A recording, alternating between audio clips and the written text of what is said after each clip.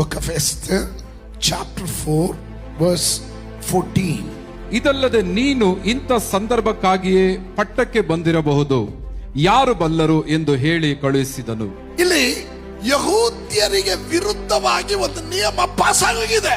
ಅದನ್ನ ತಿದ್ದಿ ಬರೆಸೋದಿಕ್ಕೆ ಸಾಮರ್ಥ್ಯ ಯಾರಿಗಿದೆ ಅಂತ ಕೇಳಿದ್ರೆ ಈ ಸುವರ್ಣ ದಂಡವನ್ನ ಮುಟ್ಟೋದಿಕ್ಕೆ ಭಾಗ್ಯ ಸಿಕ್ಕದವರಿಗಿದೆ.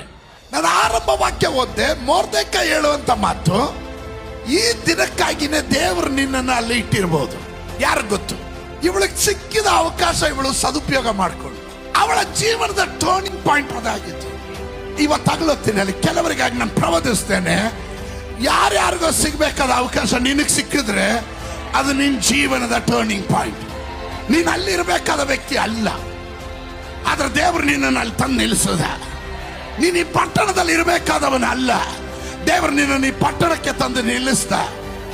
ಈ ಸಂದರ್ಭಕ್ಕೋಸ್ಕರವೇ ದೇವರು ನಿನ್ನನ್ನು ಇಲ್ಲಿ ಇಟ್ಟಿದ್ದಾನೆ. ಈ ಉಜ್ಜೀವನಕ್ಕಾಗಿ ದೇವರು ನಿನ್ನನ್ನು ಈ ಕಾಲದಲ್ಲಿ ಇಟ್ಟಿದ್ದಾನೆ. ಸೇವೆಗಾಗಿ ದೇವರು ನಿನ್ನನ್ನು ಈ ಕಾಲದಲ್ಲಿ ಇಟ್ಟಿದ್ದಾನೆ.